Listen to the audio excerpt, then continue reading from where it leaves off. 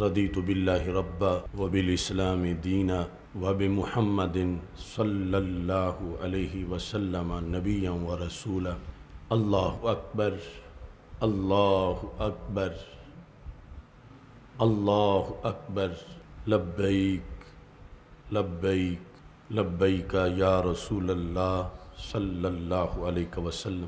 الحمدللہ رب العالمین والصلاة والسلام علی رسولہ الکریم وعلى آلہ واصحابہ اجمعین، اما بعد فاعوذ باللہ من الشیطان الرجیم، بسم اللہ الرحمن الرحیم، فاسألوا اہل الذکر ان کنتم لا تعلمون۔ صدق اللہ العظیم وصدق رسولہ النبی الکریم الامین۔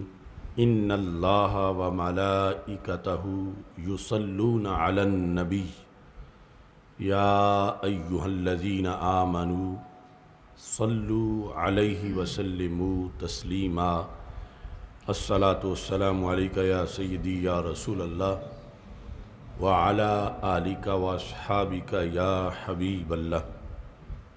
الصلاۃ والسلام علیک یا سیدی یا خاتم النبیین وعلی آلک واصحابک یا اول النبیین و یا آخر النبیین۔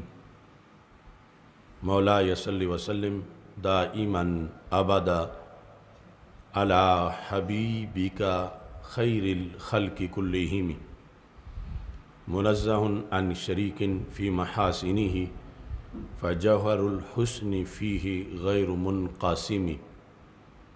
محمد تاج رسل اللہ قاطبۃ، محمد صادق الاقوال والکلم، محمد ذکرہ روح لانفسنا، محمد شکرہ فرد علی الامم۔ رب صل وسلم دائما ابدا علی حبیبک خیر الخلق کلہم۔ اللہ تبارک و تعالی جل جلالہ وعم نوالہ واتم برہانہ وعظم شانہ وجل ذکرہ وعز اسمہ کی حمد و ثنا، اور حضور سرور کائنات مفخر موجودات زینت بزم کائنات دستگیر جہاں غم گسار زماں سید سروراں حامی بے کساں قائد المرسلین خاتم النبیین احمد مجتبیٰ جناب محمد مصطفیٰ صلی اللہ علیہ وآلہ واصحابہ وبارک وسلم کے دربار گوہر بار میں ہدیہ درود و سلام عرض کرنے کے بعد، السلام علیکم ورحمۃ اللہ وبرکاتہ۔ رب ذوالجلال کے فضل اور توفیق سے 27ویں فہم دین کورس کے سلسلہ میں رمضان المبارک کے مقدس لمحات میں ہمیں سوال و جواب کی اس نشست میں شرکت کی سعادت حاصل ہو رہی ہے۔ تحریک لبیک یا رسول اللہ صلی اللہ علیہ وسلم اور تحریک صراط مستقیم کی طرف سے یہ علمی، فکری، روحانی اور تحقیقی پروگرام حضرت شاہ جلال رحمہ اللہ تعالی ریسرچ سینٹر سے پیش کیا جا رہا ہے۔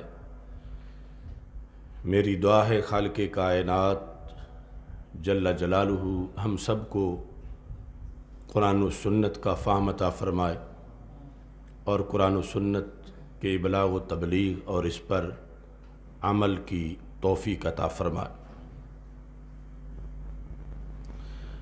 قرآن مجید برہان رشید میں رب ذوالجلال نے سورہ نحل میں اور سورہ انبیاء علیہ السلام میں 2 بار سوال کرنے کا حکم دیا ہے۔ خالق کائنات جل جلالہ نے جس طرح اقیموا الصلاۃ وآتوا الزکاۃ یہ فرمایا، ہم اس کے مخاطب ہیں اور اس کی ادائیگی، اس کا مامور بھی جو ہے اس کی ادائیگی ہم پہ لازم ہے۔ جتنے بھی اس طرح کے امر ہیں، ایسے ہی فاسألوا، اس کا بھی ایک تقاضا ہے کہ سوال کرو۔ کس سے کرو؟ اہل الذکر، مین آف نالج، سکالرز، متبحر علماء۔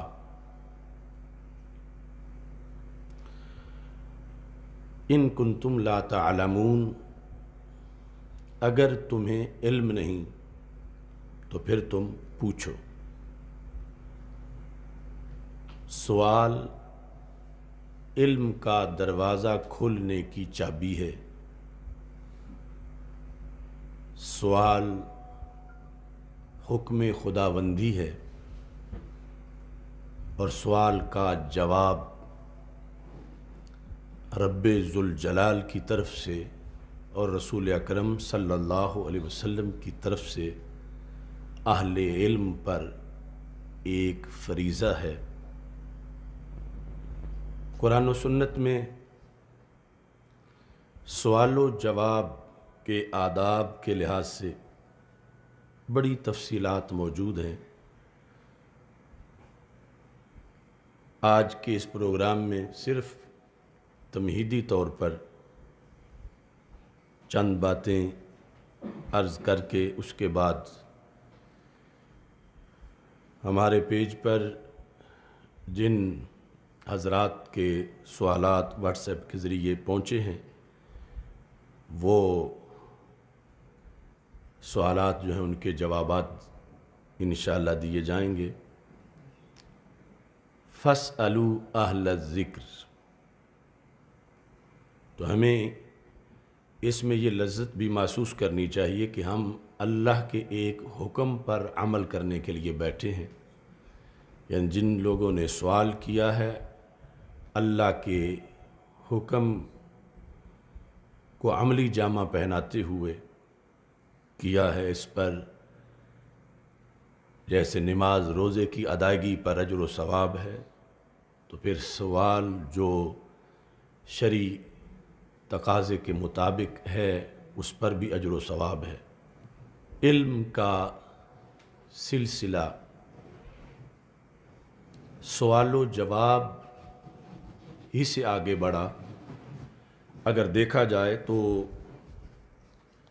بار بار قرآن مجید برہان رشید میں نبی اکرم نور مجسم شفیع معظم صلی اللہ علیہ وسلم کے لحاظ سے امت کا جو آپ سے رابطہ ہے، اللہ اس کا حوالہ دے کر قرآن مجید میں فرماتا یسألونک، محبوب وہ آپ سے سوال کرتے ہیں۔ یسألونک قرآن مجید میں تقریباً 14 مقامات پر یسألونک موجود ہے کہ محبوب وہ تجھ سے سوال کرتے ہیں، اور ہر مقام پر ہی آگے اس کا اگلا حصہ جو اس میں ہے قل، وہ آپ سے سوال کرتے ہیں اور محبوب آپ ان کا جواب ارشاد فرمائیں۔ تو یہ جو سنت ہے صحابہ کرام رضی اللہ تعالی عنہم اور مختلف سائلین جو رسول اللہ صلی اللہ علیہ وسلم کے پاس آتے تھے اور سرکار جواب دیتے تھے، اور جواب دینے کو بھی اگرچہ سرکار ویسے اپنے طور پر ہی جواب ارشاد فرما دیتے، لیکن اللہ نے اس کو بھی وحی کا حصہ بنایا ہے۔ قل کہہ کر کہ میری طرف سے، جیسے دوسرے مقام پر فَاسْأَلُوا ہے تو ادھر سے قل بھی ہے کہ تم جواب دو۔ اور یہ چونکہ نبی اکرم نور مجسم شفیع معظم صلی اللہ علیہ وسلم علم کا منبع ہیں، اور آپ ہی کی نسبت سے پھر آگے کائنات کے اندر علم تقسیم ہوا، تو آپ کا جو قل آپ کے لیے اللہ نے ارشاد فرمایا، اسی سے آج بھی قیامت تک اور بعد میں کائنات کے اندر اور قیامت کے بعد علم کا اجالا انشاءاللہ موجود رہے گا۔ یسألونک ماذا ینفقون، وہ آپ سے پوچھتے ہیں کہ وہ کیا خرچ کریں۔ یسألونک عن الشہر الحرام، وہ آپ سے شہر حرام کے بارے میں پوچھتے ہیں۔ یسألونک عن الخمر والمیسر، وہ خمر، شراب اور میسر کے بارے میں آپ سے پوچھتے ہیں۔ یسألونک عن الیتامی، یسألونک عن المحیض، یسألونک ماذا احل لهم، یسألونک عن الساعة، یسألونک کأنک حفی عنها، یسألونک عن الانفال، یسألونک عن الروح، یسألونک عن ذی القرنین، یسألونک عن الجبال، یسألونک عن الساعة۔ یہ قرآن کا جو 14 مقامات ہیں یسألونک، یسألونک،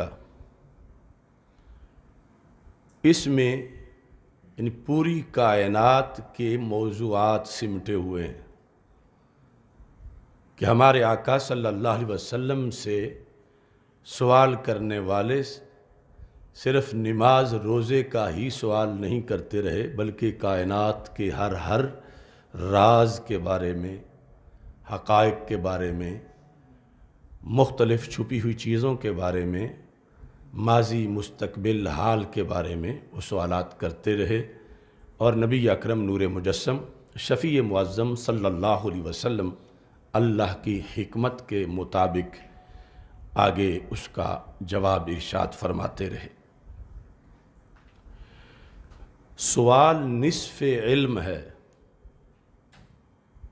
یعنی سوال کرنا آسان نہیں، بالکل جاہل بندہ سوال کر ہی نہیں سکتا۔ سوال نصف علم ہے، آدھا علم سوال کرنا ہے اور دوسرا اگلا آدھا حصہ جواب دینا ہے۔ نبی اکرم نور مجسم شفیع معظم صلی اللہ علیہ وسلم کے پاس جب ایک شخص آیا، رجل اذ طالع علینا رجل، اچانک ایک رجل نمودار ہو گیا، شدید و بیاض الثیاب شدید و سواد الشعر، جس کے کپڑوں کا رنگ بہت سفید ہے، بالوں کا رنگ بڑا سیاہ ہے، یعنی اس پر کوئی گرد و غبار نہیں پڑا ہوا، لگتا ہے اب ناد ہو کہ یہ گھر سے باہر نکلا ہے، لیکن نہ مدینہ منورہ کا ہے نہ گرد و نواح کا ہے، آیا کہیں دور سے ہے، اور جو سفر کے نشان ہیں کہ اس کے بالوں پر غبار ہو یا کپڑوں پر ہو، یہ بالکل ہی نہیں، کیونکہ اس وقت سفر اونٹنی پہ یا گھوڑے پہ بیٹھ کر کرے تو ضرور غبار پڑتا ہے، اس لیے سارے حیران ہیں اس میں۔ وہ جب سوالات مل ایمان مل اسلام مل احسان سوالات کرتا رہا، اور سرکار دو عالم صلی اللہ علیہ وسلم جواب ارشاد فرماتے رہے۔ جب وہ چلا گیا تو ہمارے آقا صلی اللہ علیہ وسلم نے صحابہ کرام رضی اللہ تعالیٰ عنہ سے پوچھا، جانتے ہو یہ کون تھا؟ تو صحابہ نے کہا اللہ و رسولہ اعلم۔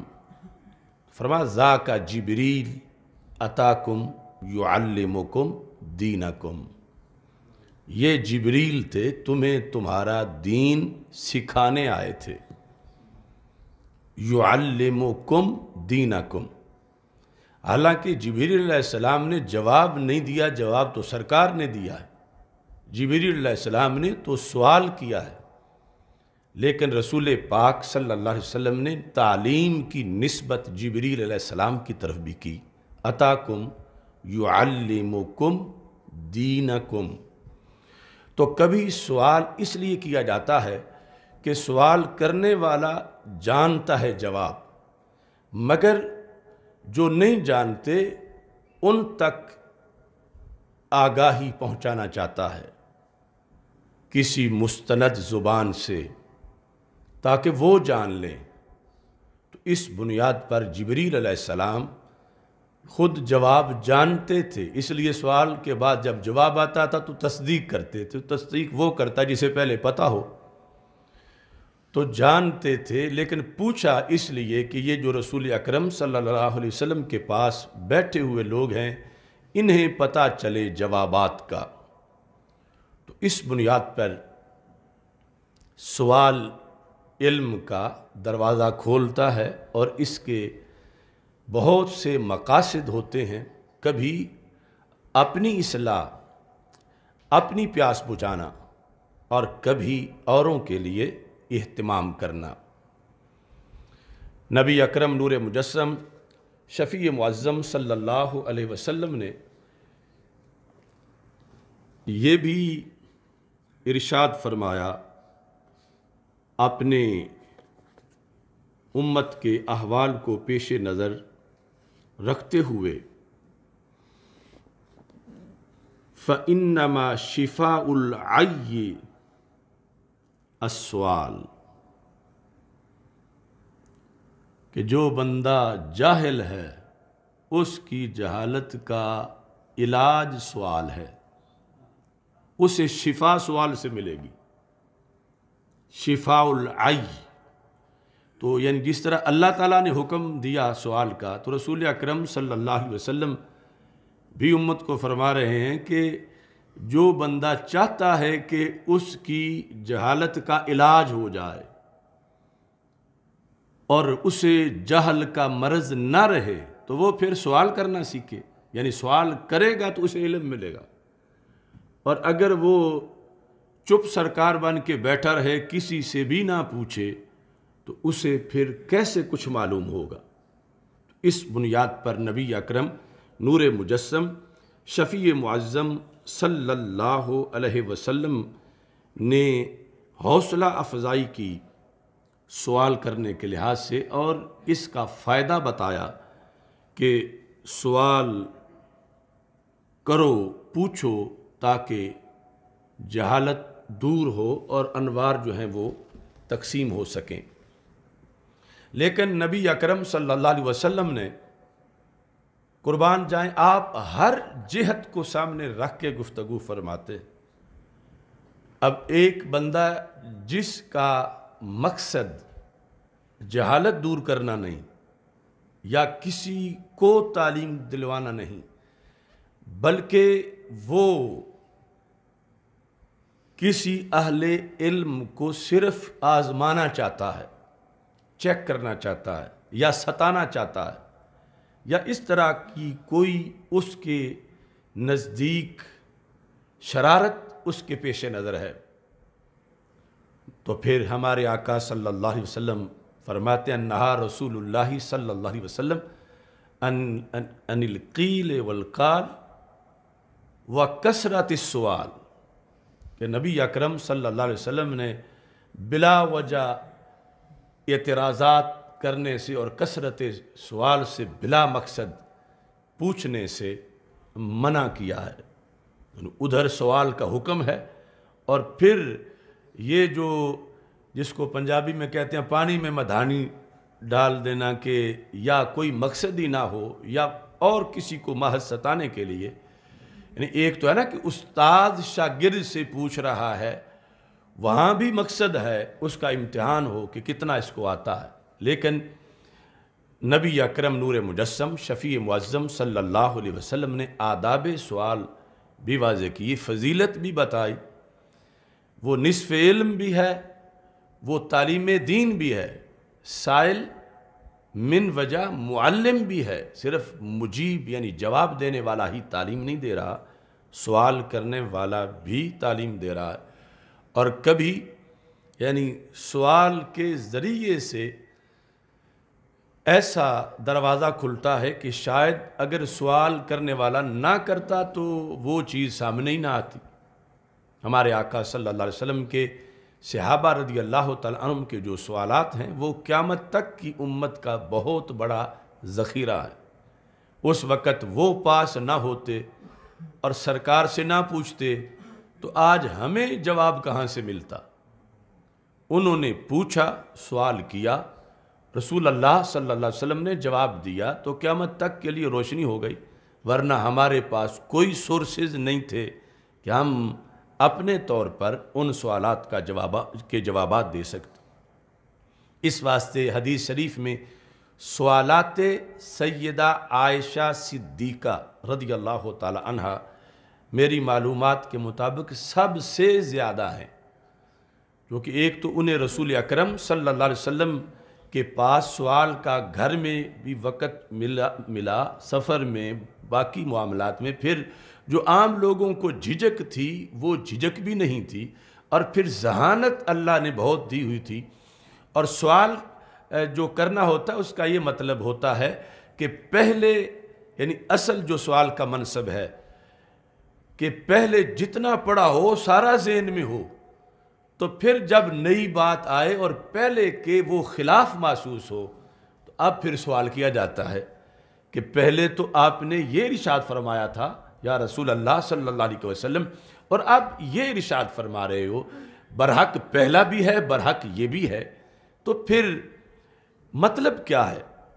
تو یہ یعنی اتنی قوت حافظہ، فراست، بصیرت حضرت سیدہ عائشہ صدیقہ رضی اللہ تعالی عنہا کی تھی، اور اتنا ازبر تھا وہ علوم کا سلسلہ جو نبی اکرم نور مجسم شفیع معظم صلی اللہ علیہ وسلم جتنی آیات بتا چکے تھے، جو احادیث تھیں، ہر ایک کے لحاظ سے یعنی وہ پہلے ذہن میں ہوتا تھا تو پھر آگے سوال کرتی تھیں، ورنہ اگر پکایا ہوا نہ ہو تو سرکار کی ذات تو سرکار کی ذات ہے، عام یعنی جس شاگرد نے سبق پکایا ہوا نہ ہو اور آگے سوال کرے اور ذکر پہلے ہی آیا ہوا ہو تو پھر اس کو جھڑک بھی پڑتی ہے۔ اور پھر یہ بھی ہوتا ہے کہ آب نہ دیدہ موضع کشیدہ، یہ بھی معاملات آ جاتے ہیں۔ تو اس بنیاد پر سوال کے لحاظ سے بڑی احتیاط بھی ہے اور اس کے بڑے تقاضے ہیں، اور آگے جوابات کے لحاظ سے نبی اکرم نور مجسم شفیع معظم صلی اللہ علیہ وسلم نے امت کو اس میں آداب بھی یہ عطا فرمائے کہ یہ ضروری نہیں کہ ہر سوال کا جواب دو، یعنی جواب دینے میں اگر آتا بھی ہو، یعنی امت کے جو مفتیان کرام ہیں، اہل ذکر جواب دینے والے، کہ وہ ہر سوال کا جواب آنے معلوم ہونے کے باوجود بھی ضروری نہیں کہ اس کا اظہار حکمت کا تقاضا بھی ہو، اس کا جواب بھی ہے، لیکن اس کا اظہار اس وقت حکمت کا تقاضا نہیں۔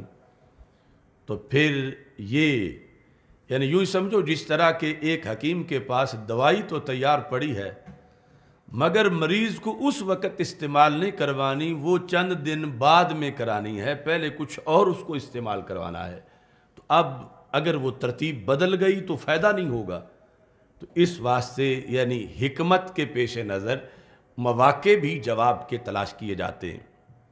پھر سوال میں اصل حسن ہے کہ اختصار سے ہو، مگر یہ کہ جو پوچھا گیا ہے وہ تو ظاہر ہو جائے۔ لیکن کبھی یہ بھی ہوتا ہے، میرے کریم سے گر قطرہ کسی نے مانگا، دریا بہا دیے ہیں دربے بہا دیے، یعنی پوچھا جتنا گیا ہے سرکار نے اس سے کہیں زیادہ عطا فرما دیا ہے۔ تو اس میں بھی ایک جہت سنت کی جواب دینے والے حضرات کے لیے موجود ہے۔ تو نبی اکرم نور مجسم شفیع معظم صلی اللہ علیہ وسلم کے صحابہ یہ چاہتے تھے بالعموم کہ کوئی بندہ سائیڈ سے آ جائے، یعنی جو عام وہاں نہیں رہتا، عربی آ جائے، کوئی بدو آ جائے، وہ پوچھتا رہے، ہم سنتے رہیں۔ یعنی اس میں یہ ہے کہ وہ تو ایک نیا بندہ ہے، اس کے سوال پر تو مواخذہ بھی نہیں ہو سکتا کہ تمہیں پتہ نہیں، ابھی تک یہ نہیں پتہ کہ تم آج یہ پوچھ رہے ہو۔ یعنی جو پاس رہنے والے ہیں ان کے لیے تو یہ بھی صورتحال ہو سکتی ہے۔ تو صحابہ چاہتے تھے کوئی آئے بندہ اجنبی، وہ پوچھے، اور وہ بالکل ابتدائی باتیں بھی پوچھے گا، اور اس کے پوچھنے کے لحاظ سے اس کے تقاضے کچھ اور ہوں گے۔ اور پھر اس میں یہ بھی ہے کہ جو چھوٹی عمر کے صحابہ رضی اللہ تعالی عنہم ہیں، سیرت کی، رسول اللہ صلی اللہ علیہ وسلم کی حسن و جمال کو بیان کرنے کی ساری حدیثیں انہی سے ہیں، کیونکہ جو بڑے تھے ان پر تو جلال غالب تھا، اور جو چھوٹے تھے ان کا وہ چھوٹا ہونا ان کو کام دے رہا تھا کہ ان کے لیے وہ صورتحال نہیں تھی جو کہ بڑوں کے لیے تھی۔ بڑے تو آنکھ کھول کے دیکھ بھی پورا نہیں سکتے تھے۔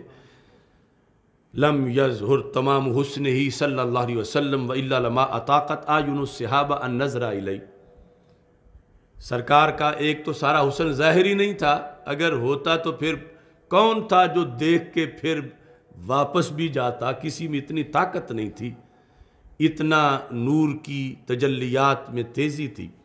تو یہ اس بنیاد پر کچھ بچپن کا فائدہ لے کر پوچھا گیا۔ بہرحال جس جہت سے بھی نبی اکرم نور مجسم شفیع معظم صلی اللہ علیہ وسلم سے سوالات ہوئے، حکمت کے پیش نظر کہیں سرکار صلی اللہ علیہ وسلم نے خاموشی بھی اختیار کی، اور اللہ تعالیٰ نے اس پر فرمایا کہ یہ ان کی خاموشی کا یہ مطلب نہیں کہ انہیں جواب نہیں آتا۔ یعفو عن کثیر، یہ بہت سے سوالات کے جواب میں تمہیں معاف کر دیتے ہیں۔ یعفو یعنی وہ جواب ظاہر ہو تو تمہارے لیے اچھا نہیں، تو وہاں نہ بول کے بھی عفو کرتے ہیں۔ یعنی ہر جہت ہی نبی اکرم نور مجسم شفیع معظم صلی اللہ علیہ وسلم کی سیرت مقدس کی بلند و بالا ہے۔ تو اس بنیاد پر سوال و جواب کی نشست کے آغاز میں یہ نیت ضروری ہے کہ یہ اللہ کا حکم ہے، رسول پاک صلی اللہ علیہ وسلم کا حکم ہے، اور ہم سب کے لیے اس میں بہتری ہے۔ سوال با مقصد وہ کئی لوگوں کی، صرف سائل کی نہیں، اور کئی لوگوں کی اصلاح کا باعث بنتا ہے، اور سوال نہ کرنا یہ ایک بیماری ہے۔ یعنی تقاضا کے باوجود کہ پوچھا جائے، ایک بندہ ساری زندگی جھجک محسوس کرتا رہتا ہے تو پھر اسے کیسے معلوم ہوگا؟ ہر کس کے نداند و بداند کے بداند در جہل مرکب ابادت دہر بماند۔ ایک ہوتی ہے سنگل جہالت، دوسری ہوتی ہے ڈبل جہالت۔ سنگل جہالت جو ہے وہ یہ ہے کہ بندے کو کوئی چیز نہیں آتی، وہ اعتراف بھی کرتا مجھے نہیں آتی، تو اب اس کو تو آ سکتی ہے کیونکہ یہ مانتا ہے مجھے نہیں آتی، یہ پوچھے گا، یہ سنے گا تو آ جائے گی۔ دوسرا ہے ڈبل جاہل، کہ ایک تو اسے وہ چیز آتی نہیں، اسے جہالت ہے، دوسرا وہ اپنی جہالت سے بھی جاہل ہے کہ مجھے نہیں آتی۔ تو یہ جس کو اپنے جاہل ہونے سے بھی بے خبری ہے، اس کو پھر کبھی بھی نہیں آ سکتی۔ در جہل مرکب ابادت دہر بماند، تو یہ مرکب جہالت بسیط نہیں ہے، اس کی ڈبل ہے، ٹرپل ہے، یہ تہ در تہ جہالت ہے، اور اس کو کبھی بھی پھر علم حاصل نہیں ہو سکتا۔ اس بنیاد پر سوال کی حوصلہ افزائی کی گئی، پھر جواب جو ہے اس کو سن کر یاد رکھنے کے لحاظ سے ہم جو پہلے اس سلسلہ میں قوانین اپنے پہلے سبق کے اندر بتا چکے ہیں کہ جب کاشتکار بیج کاشت کرنے کے لیے پھینکتا ہے تو آگے زمین کے لحاظ سے کتنی قسمیں ہیں اور کیا کیا تقاضے ہیں، تو پھر یعنی جواب کو یاد کرنا اور پھر یاد کر کے آگے پہنچانا، کیونکہ اس علم کی یہ شان ہے کہ جتنا آگے خرچ کرو گے اتنا اللہ اور دے دے گا۔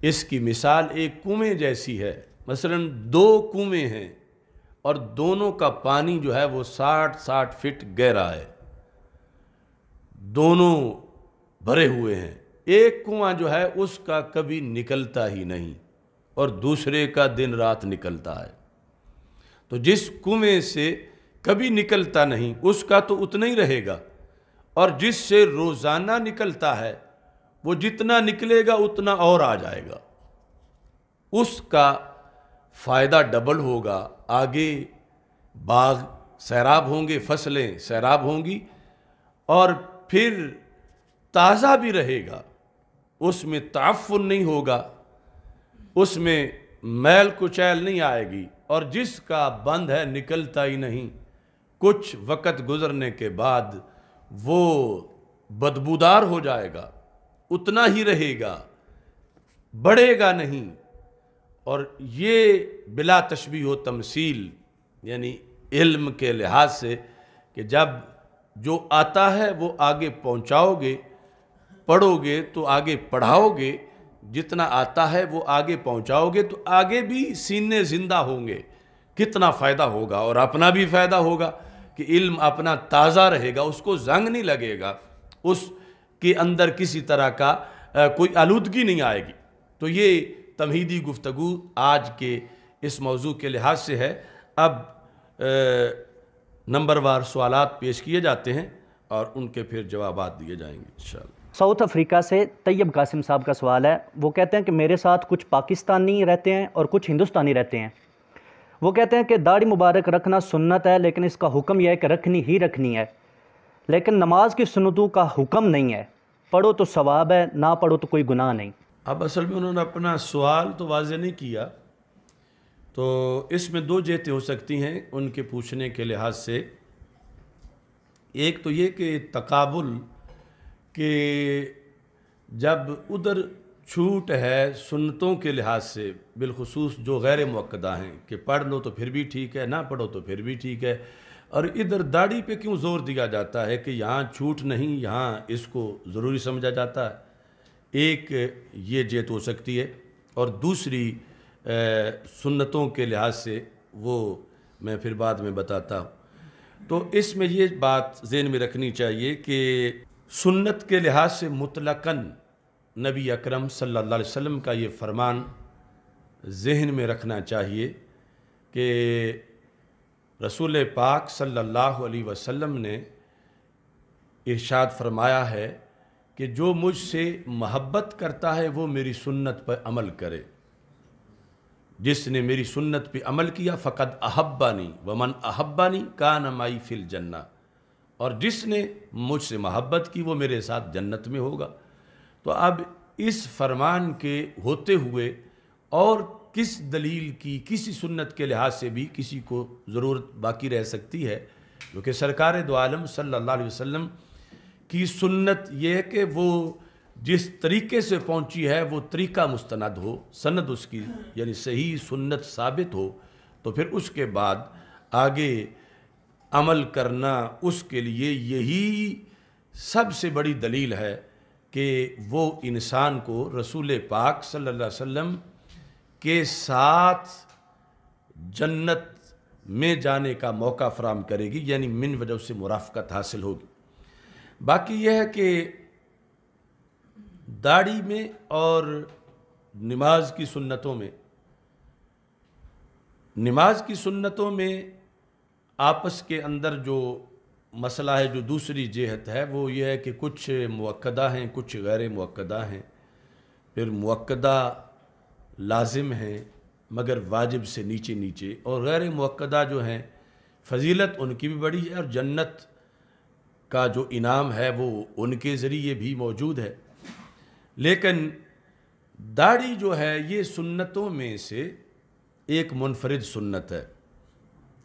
ایک تو اس لحاظ سے کہ حکم میں یہ واجب ہے، یعنی یہ ڈیفرنس ہے نماز کی سنتوں میں اور داڑھی کی سنت میں کہ یہ میرٹ کے لحاظ سے سنت سے اس کا درجہ اونچا ہے، واجب والا ہے، لیکن اس کو سنت اس لیے کہا جاتا ہے کہ اس کا ثبوت سنت سے ہے، حکم میں واجب ہے۔ اس واسطے مثلا ہدایہ میں ہے کہ مٹھی بھر داڑھی، ایک قبضہ داڑھی رکھنا واجب ہے۔ تو اب حکم میں یہ واجب ہے اور ادھر نماز کی سنتیں سنت ہیں، تو اس بنیاد پر اب یہ ڈیفرنس سائل کو سمجھنا چاہیے کہ اس پر زور زیادہ کیوں دیا جاتا ہے اور دوسری طرف بحیثیت وجوب زور نہیں دیا جاتا، بالخصوص جو غیر مؤکدہ سنتیں ہیں ان کے لحاظ سے کوئی پڑھے یا نہ پڑھے، لیکن فائدہ یہ ہے کہ اگر کوئی بندہ غیر مؤکدہ سنتیں پڑھنے کا پابند ہوگا تو پھر مؤکدہ کا تو ضرور پابند ہوگا، اور مؤکدہ کا پابند ہوگا تو واجب کا ضرور ہوگا، واجب کا ہوگا تو فرض کا تو بطریق اولا ہوگا۔ لیکن اگر چھٹی پسند بنے گا، سہولت پسند بنے گا، تو اگر چھوڑ جائے گا، مثلا غیر مؤکدہ چھوڑے گا تو آگے پھر مؤکدہ چھوڑنے پر بھی تیار ہو سکتا ہے، پھر آگے واجب چھوڑنے پر بھی تیار ہو سکتا ہے۔ تو اس بنیاد پر من وجہ غیر مؤکدہ کی زیادہ پابندی کرنی چاہیے، چونکہ وہ مؤکدہ کی محافظ بھی ہے، اور اس طرح پھر آگے حفاظت اس کی ساری عادت میں یہ حفاظت ہوگی۔ اور یہ داڑھی والی جو سنت ہے اس کو میں نے کئی وجہ سے دیکھا کہ یہ سنت ہونے کے ساتھ ساتھ ایک تو جو انسان کا اشرف ترین عضو ہے اس کے ساتھ تعلق ہے۔ کچھ سنتوں کا تعلق اور اعضاء سے بھی ہے، لیکن اس سنت کا تعلق انسان کے اشرف ترین یعنی چہرے کے ساتھ ہے، اور ایک تو یہ اشرف ہے، دوسرا انسان کی پہچان کا باعث ہے۔ یعنی ہاتھ دیکھنے سے اتنا کسی کا پتہ نہیں چلتا جتنا چہرہ دیکھنے سے پتہ چلتا ہے، تو جب بھی کوئی کسی سے ملتا ہے فوراً اس کا ہاتھ یا پاؤں نہیں دیکھتا، فوراً چہرہ دیکھنے کی کوشش کرتا ہے۔ چہرہ چہرہ ہے، اور جو سب سے اہم حصہ ہے انسانی بدن کا، اور جہاں فوراً نگاہ پڑتی ہے اپنوں کی بھی، پرائے کی بھی، دوست کی بھی، دشمن کی، اس جگہ یہ رسول اللہ صلی اللہ علیہ وسلم سے وفا کی علامت موجود ہے۔ یعنی یہ اظہار ہے اس سنت میں بہت بڑا کہ یہ بندہ محب رسول صلی اللہ علیہ وسلم ہے۔ اس بندے کا مشن کیا ہے، یعنی یہ اس کے نقوش کی شناخت کے ساتھ اس کے دل کا معاملہ بھی بیان کرتی ہے۔ یہ دل کی، عقیدے کی، محبت کی، دین کی ترجمانی بھی کرتی ہے، اور پھر جو دشمنان نبی علیہ السلام ہیں ان کا دل جلاتی ہے، اور جو دوست ہیں، محب ہیں، ان کا دل خوش کرتی ہے۔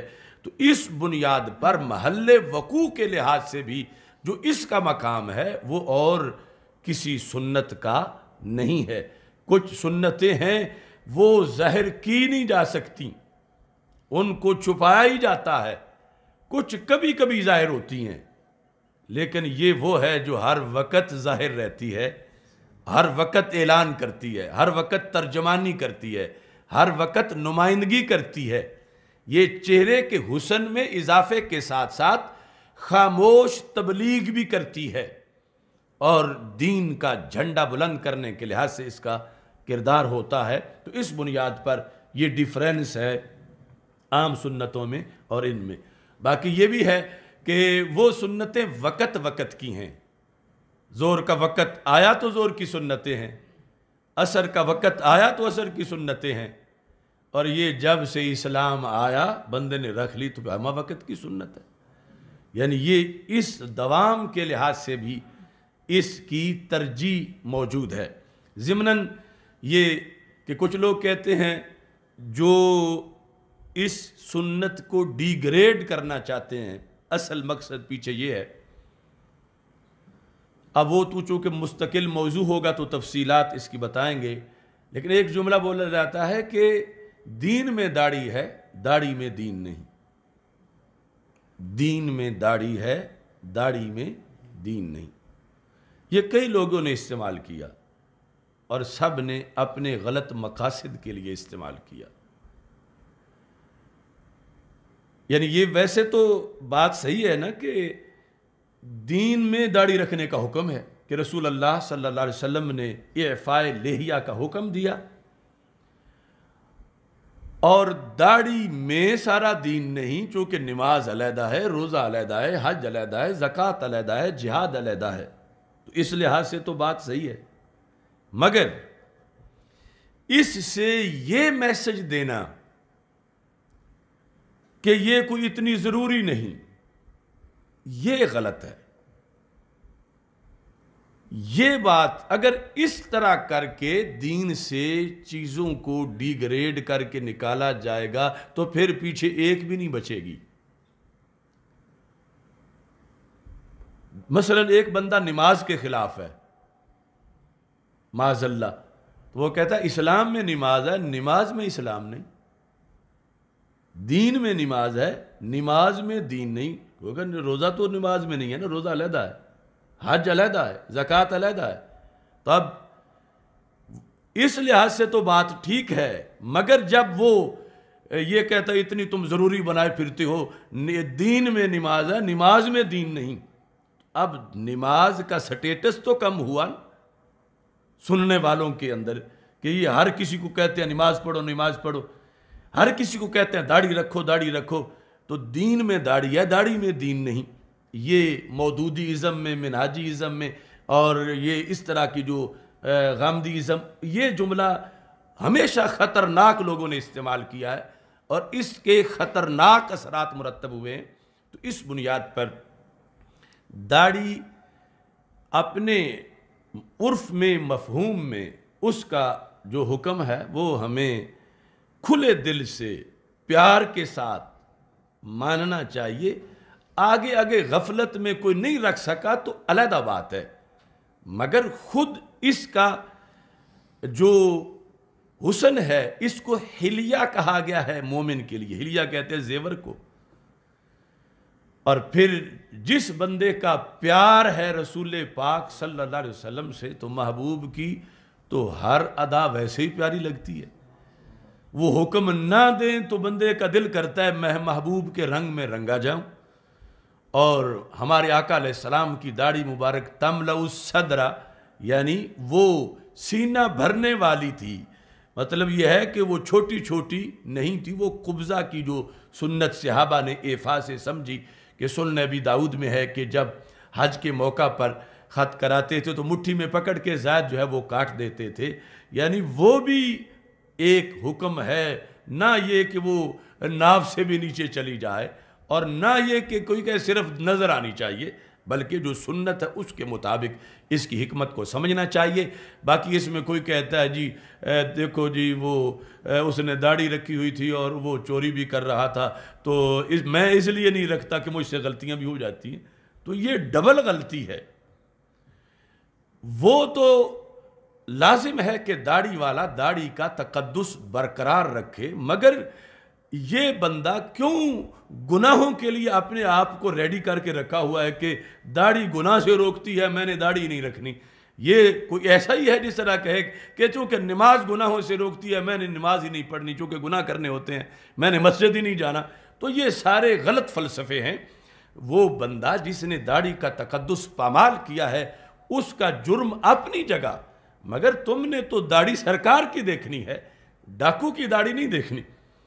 ہمیں ایسے لوگوں کا بھی سامنا کرنا پڑا کہ جنہوں نے یہ بھی کہا کہ داڑھی تو ابو جہل کی بھی تھی، تو یہ تو عرب کا عرف تھا، یعنی یہ جو منہاجیت ہے اس کے اندر سے. میں کہا تم ٹھیک ہے، تم ابو جہل کی دیکھ کے اس پر تبصرے کرو، ہم تو سرکار مدینہ صلی اللہ علیہ وسلم کی داڑھی دیکھ کر اور کسی طرف نظر ہی نہیں جاتی. ہمارے نزدیک یہ عرب کلچر کی علامت نہیں، یہ سرکار کی شریعت اور دین کی علامت ہے، اور اس بنیاد پر یہ محبت کی علامت ہے نبی اکرم نور مجسم شفیع معظم صلی اللہ علیہ وسلم کے ساتھ. اگلا سوال ہندوستان کے شہر حیدرآباد سے ہے. سائل محمد شہباز ہیں، وہ کہتے ہیں کیا شوہر کو مجازی خدا کہنا جائز ہے؟ یہ عرف میں رائج تو ہے، اور اس پر فتویٰ بھی نہیں اس کے خلاف، کیونکہ مجازی کا لفظ موجود ہے. شاید وہ ہندوستان کے اس سائل کو پتہ نہیں کہ یہاں تو علماء اپنے آپ کو خدا کہتے کہلواتے پھرتے ہیں اور ساتھ مجازی کی قید بھی نہیں لگاتے، اور وہ مجازی خدا شوہر کو کہنا عوام میں رائج ہے. یعنی اس پر ہم ان پر کوئی فتویٰ نہیں لگائیں گے، لیکن اپنی طرف سے وضاحت یہ ہے کہ اس سے بھی اجتناب اچھا ہے کہ شوہر کو شوہر کہا جائے اور مجازی خدا بھی نہ کہا جائے، لیکن جواز ہے، مگر آگے رائج اس بات کو نہ کیا جائے. ملک بحرین سے سوال ہے، کیا غیر مسلم مسلمانوں کے ساتھ بیٹھ کر افطاری کر سکتا ہے؟ اصل میں یہ ہے کہ افطاری تو ہے روزے کی، تو غیر مسلم کا روزہ تب ہے جب پہلے کلمہ ہے. یعنی یہ تو اس طرح ہے کہ جیسے وضو نہیں ہے اور نماز کا دعویٰ ہے، اتنا وضو کا دخل نماز میں نہیں جتنا ایمان کا دخل روزے میں ہے. تو اس بنیاد پر پہلے تو اس غیر مسلم کو دعوت ایمان دی جائے، اور ٹھیک ہے جب وہ روزہ رکھ لے گا تو پھر افطاری بھی ساتھ کرے گا، ورنہ جب اس کا روزہ ہی نہیں تو پھر افطاری کا کیا مطلب بن. تالیف قلب کے طور پر کبھی کوئی چیز اس طرح دی تو جا سکتی ہے، لیکن ان کے ساتھ میل جول اور بٹھا کے کھلانا، جو کہ کتنے فرمان ہیں ہمارے آقا صلی اللہ علیہ وسلم کے کہ فلا تجالسوہم، کہ قدریہ اس امت کے مجوسی ہیں ان کے ساتھ نہ بیٹھو، نہ بیٹھ کے کھاؤ، نہ بیٹھ کے پیو. روافظ کے بارے میں کہ ایک ایسی قوم آئے گی یسبون اصحابی فلا تجالسوہم ولا تواکلوہم ولا تشاربوہم. تو اس بنیاد پر ان لوگوں کو بھی جو غیر مسلم ہیں یعنی ان کو علیحدہ ہی رکھا جائے تو یہ اچھا ہے. ضلع وہاڑی سے محمد ارسلان جلالی صاحب کا سوال ہے. وہ کہتے ہیں میرا قبلہ قائد محترم کی بارگاہ میں سوال ہے کہ اگر کوئی شخص جنازگاہ کے لیے زمین وقف کر دے اور بعد میں اپنی بات سے پھر جائے تو کیا جنازگاہ کی تعمیر کے لیے لوگوں سے جمع شدہ چندہ کسی مستحق کو دے سکتے ہیں یا مسجد میں لگا سکتے ہیں؟ تو اس میں سب سے پہلے تو جن لوگوں سے وہ چندہ حاصل کیا گیا ہے ان کی طرف رجوع کیا جائے کہ وہ آگے کہاں خرچ کرنا چاہتے ہیں. سب سے پہلے ان کی رائے ضروری ہے، اور اگر ایسی صورتحال ہے کہ معلوم ہی نہیں کہ کس نے کیا دیا کتنا دیا، تو ایک بار اعلان کرنے کے بعد اس کے بعد پھر وہ کسی مسجد کے لیے خرچ کر سکتے ہیں، مسجد میں دے سکتے ہیں. گوجرانوالا سے محمد عبید اللہ کا سوال ہے کہ وحدت الوجود والا عقیدہ کیا ہے اور اہل سنت کا وحدت الوجود کے بارے میں موقف کیا ہے؟ تو اہل سنت و جماعت میں دو نظریات ہیں صوفیاء کے، وحدت الوجود اور وحدت الشہود. حضرت ابن عربی رحمہ اللہ تعالی جو ہیں انہوں نے نظریہ وحدت الوجود پیش کیا، اور حضرت مجدد الفیسانی رحمہ اللہ تعالی جو ہیں آپ نے نظریہ وحدت الشہود پیش کیا. یہ دونوں نظریے اپنے حقیقی مفہوم میں صحیح ہیں. اس کی کچھ تعبیرات جو ہیں وحدت الوجود کی وہ غلط کی گئی ہے. وحدت الوجود کی تشریح اور تعبیر کے لحاظ سے غلطی کی گئی ہے، اصل نظریہ غلط نہیں. یعنی آسان مختصر لفظوں میں یہ ہے کہ یہ وحدت الوجود ہے، وحدت الموجود نہیں. یعنی اصل جو اعتراض آج غیر مقلد وہابیزم والے جو کرتے ہیں تو اس اعتراض کا مدار یہ ہے کہ وحدت الوجود یہ نظریہ ہے کہ بندہ اللہ ایک ہے، گائے بھینس یہ سب کا وجود اور اللہ کا وجود ایک ہے معاذ اللہ. تو اس طرح کر کے وہ لوگوں کے ذہن پائزن کرتے ہیں کہ یہ دیکھو یہ کیسے مسلمان ہیں کہ یہ مخلوق اور خالق کا ایک ہی وجود مان رہے ہیں. تو ایسا نہیں ہے. وحدت الوجود نظریہ ہے، وحدت الموجود نظریہ نہیں. موجود متعدد ہیں، موجود کروڑوں ہیں. اللہ کا جو وجود سے مراد یہاں ہے ہونا. اور یہ بھی ضروری ہے وضاحت کہ ایک ہے ہمارا پنجابی میں وجود لفظ، اس کا مطلب اور ہے. عربی کے اندر جو وجود ہے اس کا مطلب اور ہے. پنجابی میں تو یہ جو بھارے جسم والا ہو تو کہتا ہے یہ بڑے وجود والا ہے، یہ چھوٹے سے وجود والا ہے. یعنی وجود کا لفظ پنجابی میں جسم کے معنی میں استعمال ہوتا ہے، اور اللہ جسم سے پاک ہے. تو اس طرح پنجابی والا وجود اللہ تعالیٰ پر بول ہی نہیں سکتے. دوسرا وجود کا مطلب ہے ہونا، جو نہ ہونے کے مقابلے میں ہے کہ اللہ ہے. تو رب ذوالجلال کے وجود کی تجلی سے ہر چیز موجود ہوئی ہے. یہ ان کا نظریہ ہے وحدت الوجود کا، کہ وہ یعنی اس طرح دیکھتے ہیں کہ ما رأیت شیئا الا رأیت اللہ قبلہ. میں جو شے بھی دیکھتا ہوں شے بعد میں نظر آتی ہے، بنانے والا پہلے نظر آتا ہے. یعنی ادھر میرا دھیان پہلے جاتا ہے، میں شے کو بعد میں دیکھتا ہوں. شے کے خالق کی طرف جو شے رہنمائی کرتی ہے، ففی کل ذرہ لہو شاہد یدل علی انہ واحد، کہ ہر ذرہ دلالت کرتا ہے کہ وہ ایک ہے. تو اس بنیاد پر یہ نظریہ ہے. دوسرا شہود والا جو ہے کہ ما رأیت شیئا الا رأیت اللہ بعدہ، میں نے جو شے بھی دیکھی شے دیکھ کے بالآخر میری سوچ خالق تک پہنچ گئی. تو یہ دونوں اپنے اپنے مفہوم میں صحیح ہیں، اور ہم ترجیحاً حضرت مجدد الفیسانی رحمہ اللہ تعالیٰ کا جو نظریہ وحدت الشہود ہے اس کو زیادہ پسند کرتے ہیں.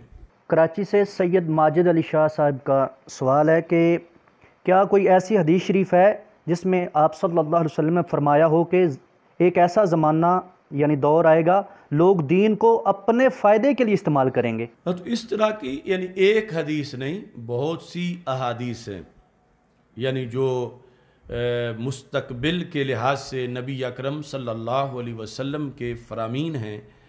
یعنی تقریباً وہ جو 10,000 سے زائد احادیث ہیں خطبات ختم نبوت، تو ان کے اندر ایسی متعدد حدیثیں ہیں کہ قرب قیامت اور بعد کے حالات میں کہ لوگ دین کو یا دین کے علم کو اپنے دنیاوی مقاصد کے لیے استعمال کریں گے. اور اس کی مذمت کی گئی کہ ایک ہے دنیاوی علم، وہ دنیا ہے، اس کو پھر دنیا کا ذریعہ بنایا گیا، تو ادنا کو ادنا کا ذریعہ بنایا گیا، تو اس میں تو قباحت نہیں. دین ہے اعلیٰ چیز اور دین کا علم ہے اعلیٰ چیز، اور دنیا ہے ادنا چیز. اعلیٰ کو ادنا کا ذریعہ بنائیں تو یہ بات صحیح نہیں. تو اس بنیاد پر نبی اکرم صلی اللہ علیہ وسلم نے اس سلسلہ میں امت کو متوجہ کیا کہ یعنی اس لیے علم حاصل نہ کیا جائے دین کا علم کہ اس کے ذریعے سے دنیا حاصل کی جائے یا دین کو دنیا کے لیے استعمال کیا جائے، اس سے روکا. اور یہ متعدد احادیث کا مضمون ہے. سیالکوٹ سے سوال ہے، وہ کہتے ہیں کہ جن علماء نے لاک ڈاؤن دوران شریعت کے مطابق جماعت نہیں کروائی تو کرونا گزرنے کے بعد ان کے پیچھے نماز ہو جائے گی؟ ہاں، ان کے پیچھے نماز ہو جائے گی. اس وجہ سے وہ ہمیشہ تو متروک الامامت نہیں ہو گئے کہ ہو جائے گی نماز انشاءاللہ. محمد عمران یہ ٹوبہ ٹیک سنگھ سے ہیں، ان کا سوال یہ ہے کہ داڑھی پر کلف لگانا کیسا ہے؟ اصل میں مسئلہ رنگ کا ہے، یعنی خواہ اسے کلف کہا جائے یا مہندی کہا جائے، کہ رنگ سیاہ لگانا خواہ وہ مہندی سے آئے یا کسی اور چیز سے آئے وہ درست نہیں. چونکہ رسول اکرم صلی اللہ علیہ وسلم نے فرمایا وَاجْتَنِبُوا السَّوَادَ، سیاہ رنگ سے بچو، غَيِّرُوا هَذَا الشَّيْبَ، یہ سفید رنگ بدلو، اس کا حکم بھی دیا. لیکن سواد سے پنجابی والا سواد جو ہے وہ مراد نہیں، یعنی یہ جو سیاہ رنگ ہے سواد سے بچو، خواہ وہ بزری یا کسی مہندی کے آئے یا کلف اس کو کہا جائے، تو اس پر تفصیلاً مجدد دین و ملت اعلیٰ حضرت امام احمد رضا خان فاضل بریلوی رحمہ اللہ تعالی کا رسالہ جو ہے وہ مطالعہ کرنا چاہیے۔ ہم اسی موقف پر ہیں جو اعلیٰ حضرت رحمہ اللہ تعالیٰ کا موقف ہے۔ علی پور چٹھا ضلع گوجرانوالا آئے دن مسلک اہل سنت میں عقائد کے اعتبار سے حالت تشویشناک حد تک خراب ہوتی جا رہی ہے اور اجتماعی قوت میں کمی واقع ہو رہی ہے۔ یہ کب اور کیسے سدھر سکتی ہے، اور دنیا میں اہل سنت کی تعداد دوسرے گمراہ فرقوں کے اعتبار سے کتنی زیادہ ہے؟ یہ ایک پورے سیمینار کا موضوع ہے، تو باقی یہ ہے کہ پس نخستیں باعدت تطہیر فکر بعد ازاں آسان شود تعمیر فکر، یعنی سب سے پہلے اعتقاد ہے، اس کے بعد باقی سارے معاملات ہیں۔ تو عقیدہ مضبوط ہو، مستحکم ہو، صحیح ہو، مستند ہو، تو پھر آگے ساری ترقیاں ہیں۔ اور عقیدہ ہی جو ہے وہ کچا ہو یا غلط ہو یا ملاوٹ والا ہو تو پھر آگے کچھ بھی حاصل نہیں ہو سکتا۔ تو اس سلسلہ میں ہم نے فکر مستقیم میں کچھ اداریے بھی اس پر لکھے ہیں کہ اہل سنت و جماعت تاریخ کا 14 صدیوں میں جو سب سے زیادہ خطرناک وقت ہے، آج اس سے گزر رہے ہیں۔ ایک بندہ کمزور ہو لیکن اس کو یہ پتہ ہو میں کمزور ہوں، اس پر حملہ ہو رہا ہو اور اسے پتہ ہو مجھ پہ حملہ ہو رہا ہے، اس میں بچنے کا جذبہ ہو تو وہ کمزور ہو کے بھی بچ جاتا ہے، اور جس میں یہ ہو کہ مجھ پر حملہ کر ہی نہیں کوئی سکتا اور مجھ پہ حملہ ہوا ہی نہیں ہے اور مجھے کوئی مار ہی نہیں سکتا، تو وہ طاقتور بھی ہو تو پھر بھی مارا جاتا ہے۔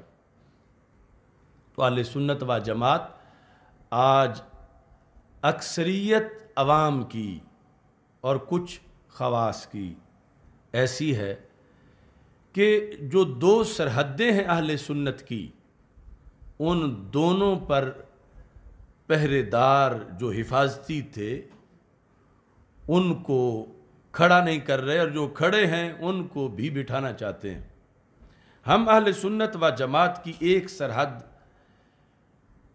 اس کے آگے جا کر خوارج نواصب شروع ہوتے ہیں، دوسری سرحد سے آگے جا کر روافض شروع ہوتے ہیں، درمیان میں اہل سنت ہے۔ یہ طریقہ وسط ہے، امت وسط، درمیانہ راستہ۔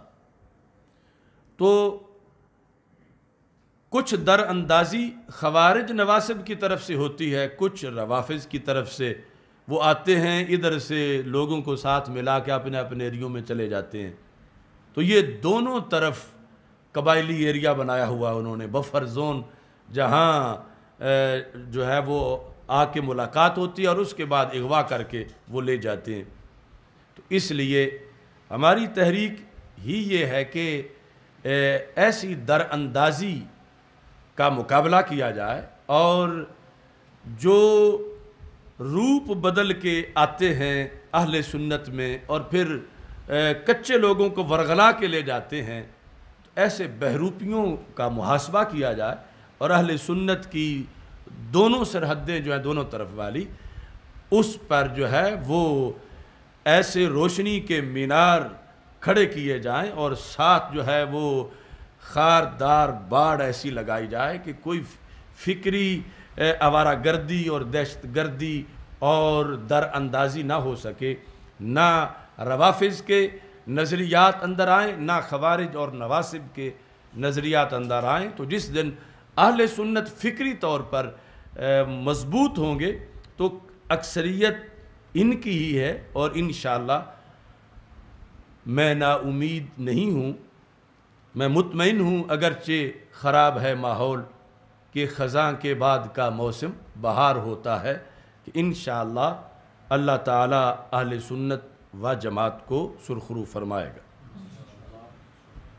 محمد عبد الرحمن صاحب ہیں لاہور سے، وہ کہتے ہیں کہ قبلہ مفتی صاحب میری رہنمائی فرمائیں، بعد جماعت نماز کے حوالے سے بہت پریشان ہوں، موجودہ حالات میں گھر میں جماعت کروانا زیادہ افضل ہے یا حکومتی احکامات کے تحت 6 فٹ کے فاصلے پر کھڑے ہو کر مساجد میں جماعت کے ساتھ شامل ہونا افضل ہے؟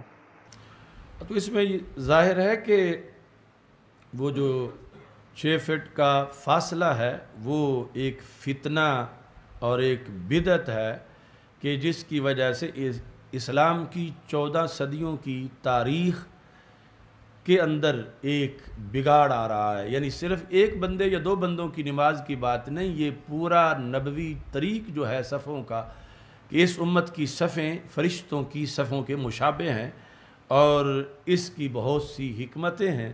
تو اس کو وہاں جا کر اس نیٹ ورک میں کھڑے ہو کر اپنی حاضری خلاف سنت کام میں نہیں لگوانی چاہیے. وہ علیحدہ جماعت کا اہتمام کرے اور اس میں نماز پڑھے. معظم علی اسماعیل ٹاؤن پتو کی سے سوال کرتے ہیں. وہ کہتے ہیں کہ میں ملازم ہوں اور 1 سال پہلے میرے اکاؤنٹ میں اتنی رقم تھی کہ اب اس پہ سال گزرنے کی وجہ سے زکوٰۃ لازم ہے، لیکن ہر ماہ اس میں تنخواہ شامل ہوتی رہی اور ہر ماہ رقم میں اضافہ ہوتا رہا.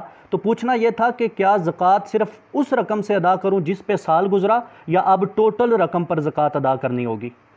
تو شریعت میں یہ قانون ہے کہ اگر ایک شخص سال کے آغاز میں صاحب نصاب تھا، یعنی 52.5 تولے چاندی کی قیمت جتنے پیسے اس کے پاس موجود تھے، یہ اس نے اپنا کوئی دن مقرر کیا ہوا ہے سال کا کہ جس سے لے کر آگے وہ دن جب آئے گا تو سال پورا ہو جائے گا حولان حول.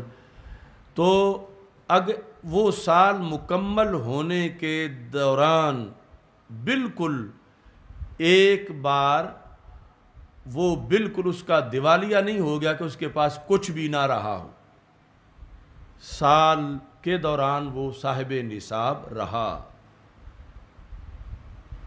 اب سال مکمل ہونے پر جتنی بھی اس کے پاس رقم ہوگی سب کی زکوٰۃ لازم آئے گی سال مکمل ہونے کے بعد. یعنی یہ نہیں ہے کہ ہر دن کا علیحدہ رکھے اور اس کا سال علیحدہ گنے تو پھر اس طرح وہ پورا سال ہر دن ہی زکوٰۃ دیتا رہے. تو شریعت نے یہ قانون رکھا ہے کہ سال کے آغاز میں صاحب نصاب ہو، اختتام پر صاحب نصاب ہو اور درمیان کے اندر وہ کنگال نہ ہو گیا ہو. تو ایسی صورتحال میں جس وقت سال مکمل ہوگا اس وقت اس کے پاس جتنے پیسے ہیں سب پر شرعی طور پر زکوٰۃ لازم آئے گی. کوٹلی آزاد کشمیر سے یہ سوال ہے، حافظ افراز آسی صاحب کرتے ہیں. وہ کہتے ہیں میرا سوال یہ ہے کہ نماز جمعہ کی پہلی 4 اور بعد والی 4 سنتیں ان کا پڑھنے کا طریقہ بیان کر دیں. ہم تو یہ سنتیں موقدہ کی طرح پڑھتے ہیں جبکہ فتاویٰ نوریہ میں لکھا ہے غیر موقدہ کی طرح پہلی 4 سنتیں پڑھیں. ہاں، یہ جو سنتیں ہیں قبلیہ اور بعدیہ تو یہ دونوں حکم کے لحاظ سے ایک جیسی ہیں. یعنی ان کو سنت موقدہ کے طور پر ادا کرنا چاہیے. جمعے سے پہلے کی 4 اور جمعے کے بعد کی 4 موقدہ ہیں، دونوں ہی موقدہ ہیں. حافظ محمد زاہد نقشبندی صاحب یہ جھاریاں والا ضلع حافظ آباد سے ہیں. کہتے ہیں قبلہ ڈاکٹر صاحب کی بارگاہ میں عرض ہے کہ کیا امام کے پیچھے جو 3 آدمی ہیں اگر وہ مل کر کھڑے ہو جائیں اور باقی تمام مقتدی آپس میں فاصلہ رکھ کر کھڑے ہوں تو وہ جو 3 امام کے بالکل پیچھے کھڑے ہیں ان اور امام صاحب کی نماز باجماعت ہو جائے گی؟ اس میں یہ شرط ہے کہ وہ باقی کو فاصلہ پر کھڑے کرنے میں امام کا کوئی دخل نہ ہو اور امام نے ان پر ابلاغ کر دیا ہو کہ اس طرح صحیح نہیں ہے شریعت میں اور تم ایسا نہ کرو. اس کے باوجود اگر کوئی کمیٹی کے لوگ یا پولیس کروا رہی ہے تو پھر اس نے ابلاغ کر دیا اور جو لوگ اس کے پیچھے کھڑے ہیں اس کی اور امام کی ان تینوں کی وہ صحیح ہو جائے گی. غلام صابر جلالی صاحب ضلع اوکاڑا سے سوال کرتے ہیں کہ کیا زمین ساکن ہے یا سورج کے گرد گھومتی ہے؟ کیا یہ مسئلہ عقائد میں سے ہے؟ اصل میں ویسے تو ہر چیز ہی عقیدہ ہے.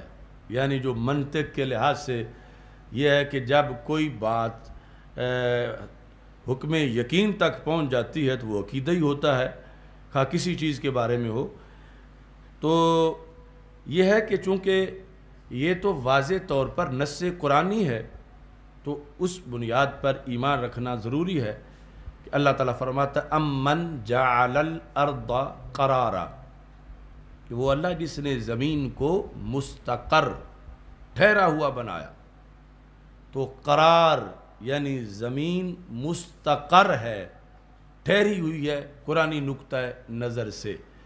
باقی سائنس جو ہے کبھی دا سن از سٹیشنری کہتی ہے، کبھی کسی نظریے کی طرف جاتی ہے، تو اس میں قول فیصل یہ ہے کہ ہم اس کے تابع ہیں، لا تبدیل لکلمات اللہ، اللہ کے کلمات میں کوئی تبدیلی نہیں ہے، ہمارا وہ ایمان ہے۔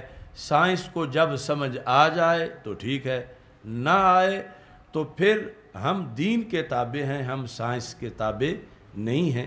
یعنی یہ نہیں کہ دین کو سائنس کے تابع کیا جائے، سائنس آ کر سلام کرتی ہے، اگر خوش قسمتی ہے ان کی سمجھ آ گئی تو ٹھیک ہے، ورنہ وہ نظریات بدلتے رہتے ہیں۔ کبھی ایک سائنسدان کا ایک نظریہ ہے، دوسرے کا اس کے خلاف ہے، تیسرے کا ان دونوں کے خلاف ہے، پھر کبھی پہلا جو ہے وہ اپنا بدل رہا ہے۔ تو جب قرآن میں واضح آ چکا ہے تو اس کو ایسے ہی ماننا چاہیے۔ ہمارے استاد محترم علامہ عطا محمد بندیالوی رحمہ اللہ تعالی، ان کے پاس پڑھتے ہوئے اس پر ہم بحث کر رہے تھے، چونکہ وہ سوال و جواب بڑے تند و تیز ہوتے تھے، تو استاد صاحب فرمانے لگے کہ جتنا بڑا یہ کرہ ہے، زمین کا کرہ ارض، اگر اس میں ارتعاش اور حرکت مانی جائے تو اس میں تو منٹ کا زلزلہ برداشت نہیں ہوتا۔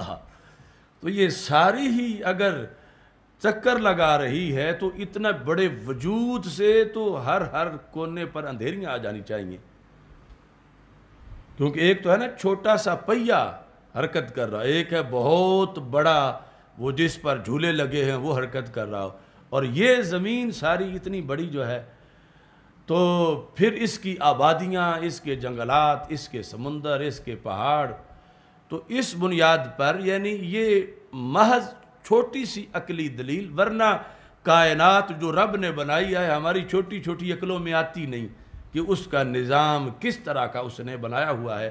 یہ تابع قرآن کے ہوتے ہوئے یہ دلیل دی، ورنہ امن جعل الارض قرارا، ہمیں تو اس پر ہی قرار ہے کہ اللہ تعالیٰ نے زمین کو مستقر فرمایا ہے۔ اگلا سوال یہ ہے کہ تقلید کا ثبوت قرآن و حدیث کی روشنی میں عطا فرما دیں۔ یہ بہت ہی اہم موضوع ہے، اور ہم نے فہم دین کورسز میں اس پر بہت سے پروگرام ماضی میں کیے ہیں۔ بھٹی میرے جہال میں تقلید پر بڑے بڑے سنگلاخ چٹانوں کے اندر اللہ کے فضل سے ہم نے شجر کاری کی ہے، گوجرانوالا کی غیر مقلدیت کی پتھریلی زمینوں کے اندر، اور اللہ کے فضل سے باہر آئی ہے۔ تو ویسے تو وہ فہم دین کورس 11 جلدیں چھپی ہوئی ہیں، ان میں کچھ موضوعات وہ چھپے ہوئے ہیں۔ تو مختصر یہ ہے کہ تقلید کا لغوی معنی ہے ہار پہنانا، اصطلاحی معنی ہے امام کے بعد دلیل قول کو تقاضۂ دلیل کے بغیر مان لینا۔ امام کے بعد دلیل قول کو تقاضۂ دلیل کے بغیر مان لینا، یعنی امام نے ایک قول کر دیا قرآن و سنت کو سمجھ کے، عوام نہ 30-40 سال پڑھ کے اتنی مہارت حاصل کر سکتے ہیں کہ وہ مسئلہ اخذ کریں۔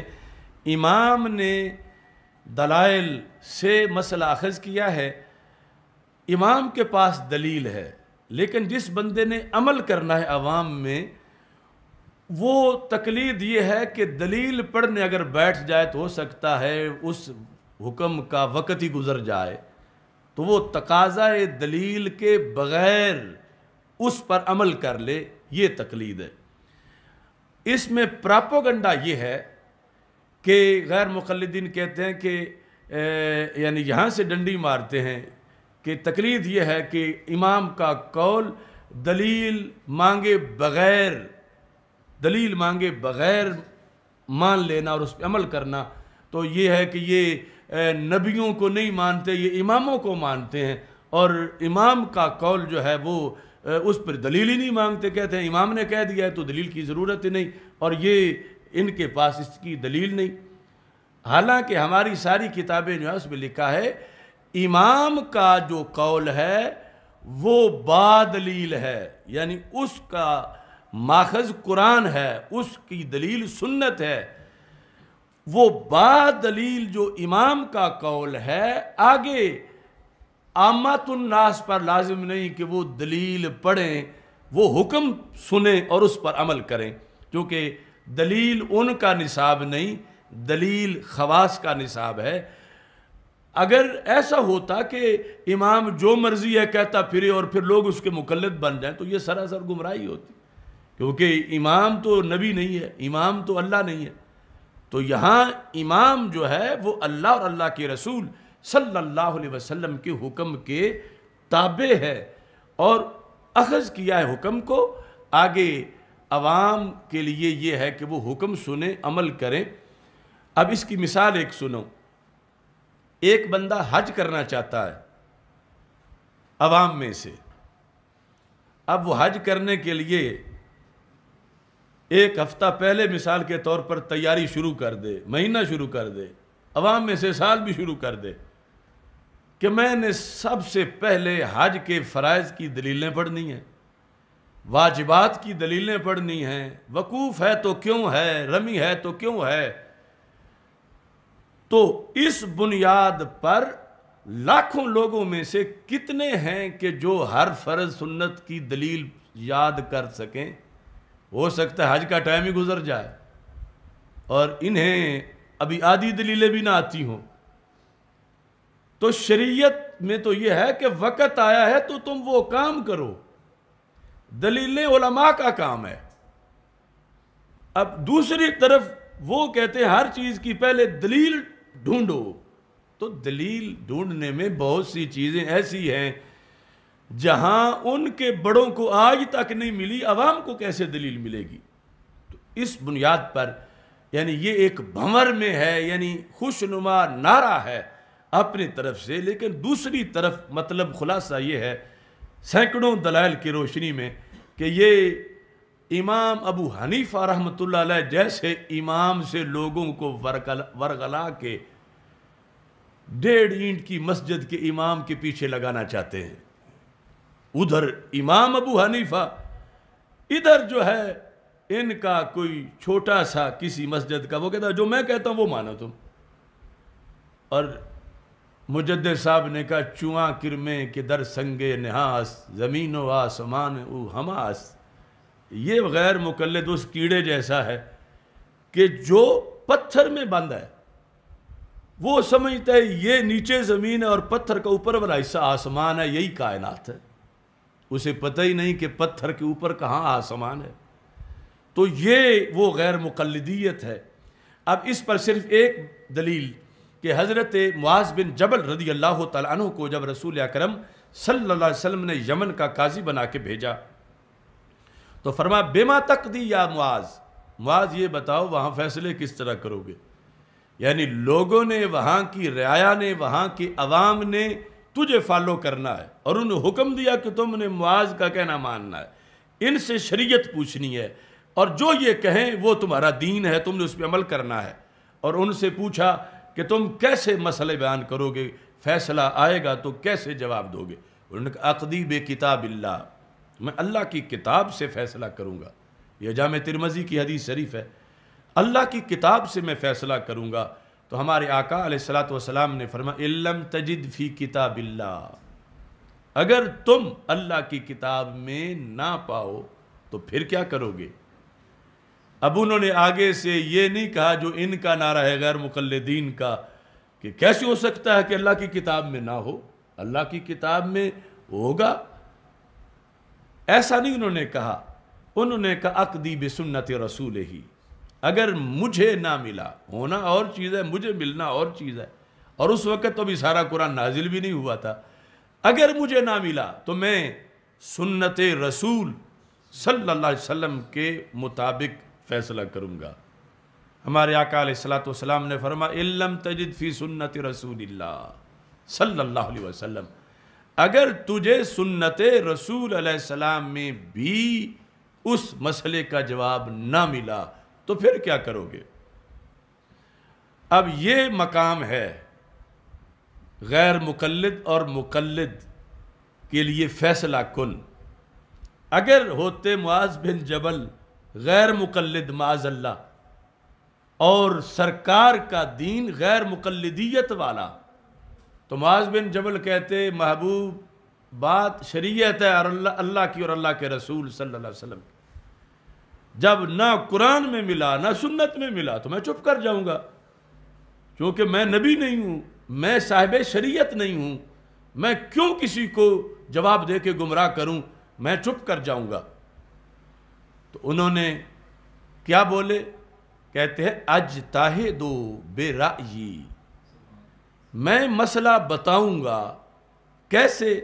اپنی رائے سے اجتہاد کروں گا، یعنی جو مجھے قرآن و سنت معلوم ہے اس کو سامنے رکھ کر میں اجتہاد کروں گا اپنی رائے سے، اجتہدو برأیی۔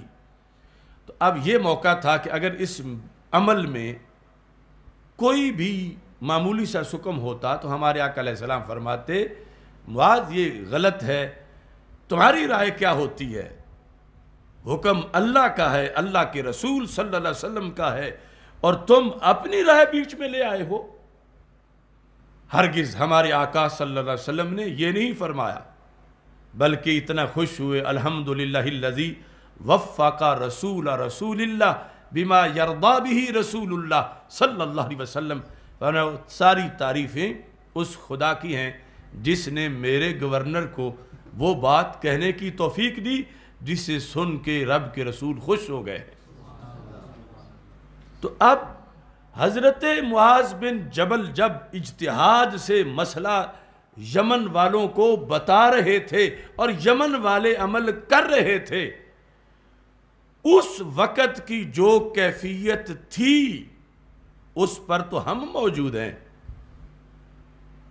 کہ اجتہاد پر عمل ہو رہا ہے، اور حالانکہ سرکار دو عالم صلی اللہ علیہ وسلم اس وقت تو یہ آپشن بھی تھا، آج نہیں، اس وقت تھا۔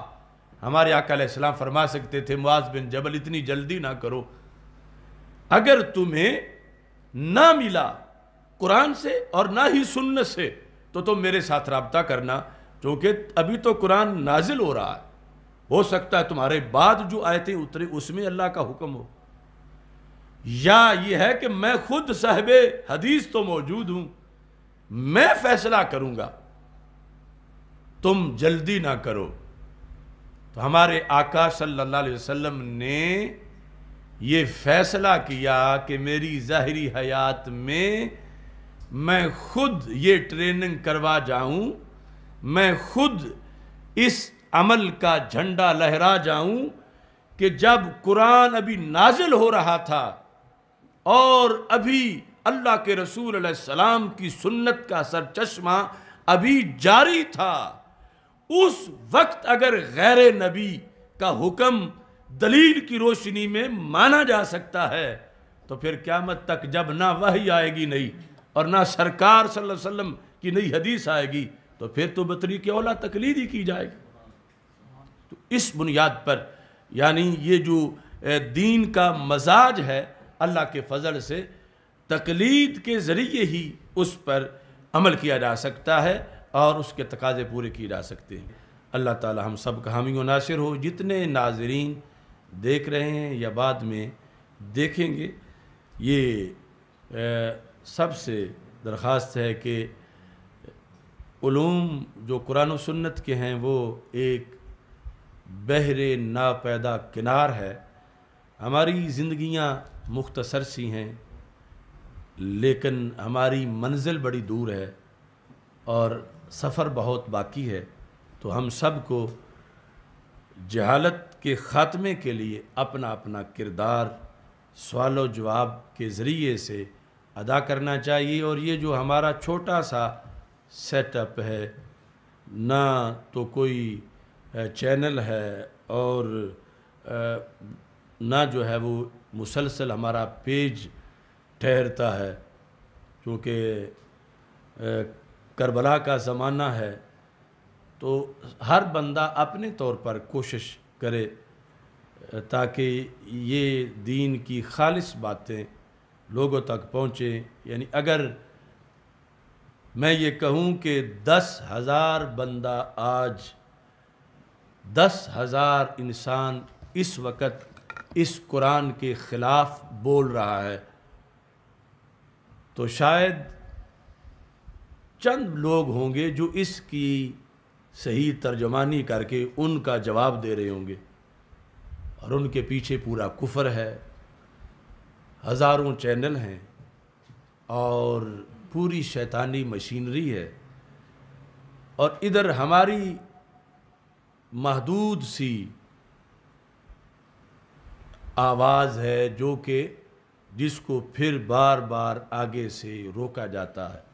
لیکن ہم اللہ کے فضل کرم پر امید رکھتے ہیں کہ امر بالمعروف اور نہی عن المنکر کا فریضہ انشاءاللہ اس کے ثمرات ضرور مرتب ہوں گے۔ اللہ تعالی ہم سب کا حامی و ناصر ہو۔